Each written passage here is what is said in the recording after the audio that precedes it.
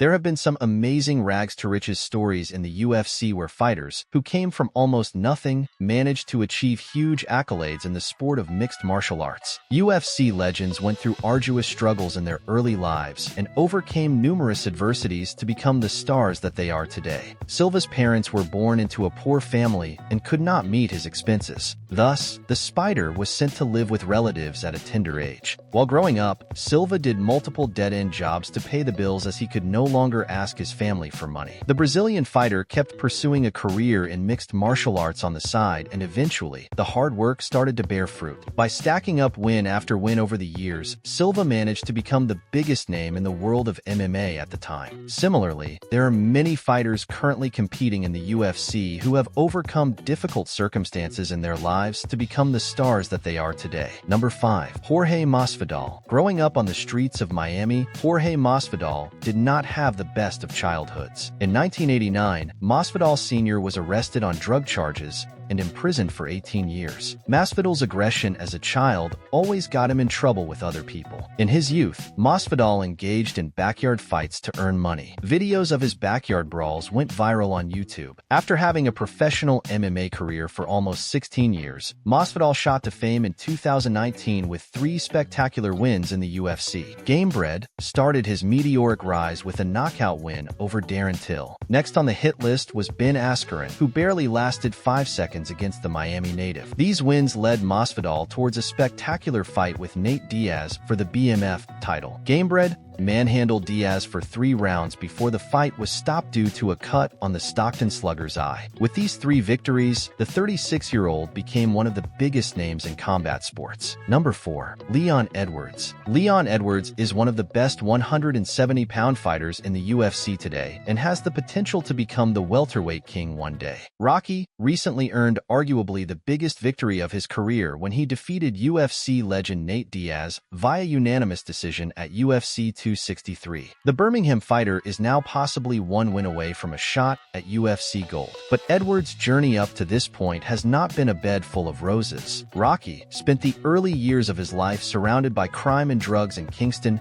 Jamaica. Having a gang leader for a father also did not help things much. In Jamaica, the neighborhood that I was brought up in, it was a gang-infested neighborhood. Shootouts, drugs. It's weird to be normalized to hearing gunshots, but my dad was the gang leader. That's the reason why I came to the UK, to give money to Jamaica and to support the gangs, revealed Leon Edwards. A move to England did not turn out to be such a good thing, either, as Rocky got involved with the local gangs of Birmingham. When he was just 14, Edwards received the news of his father being murdered in a nightclub in London. A few years later, the Jamaican-born fighter discovered MMA and decided to dedicate his life to it. The MMA lifestyle helped him leave his old life behind in the hope of a better future. Number 3. Charles Oliveira. Charles Oliveira's journey from the favelas of Brazil to the UFC's lightweight throne is nothing short of a miracle. At a young age, Oliveira was diagnosed with rheumatoid arthritis and heart murmurs. The doctors even said that he might not be able to walk again and may need to depend on a wheelchair. After undergoing treatment for several years, Oliveira was cleared from the hospital but was advised not to do any heavy physical activity. But Bronx was not one to listen, as he picked up soccer mere months after getting out of the hospital. As a kid, Bronx used to help his mother sell cheese salads to make ends meet. At the age of 12, Oliveira was introduced to Brazilian Jiu-Jitsu and thus started his journey to become a mixed martial artist. This journey led him to the UFC. After spending more than a decade in the promotion, Bronx finally got his hands on the coveted lightweight title. His title win came when he defeated Michael Chandler at UFC 262. Number 2. Conor McGregor. UFC superstar Conor McGregor's rags-to-riches tale is one of the most remarkable stories in the sport of mixed martial arts. From working as a plumber and collecting welfare checks in Dublin to scoring the #1 spot on Forbes magazine's list of highest-paid athletes of 2021, the Irishman has come a long way. Growing up on the streets of Crumlin, the Notorious took up boxing at the age of 12. A few years later, McGregor shifted his focus to the then lesser-known sport of mixed martial arts. At 18, Mystic Mac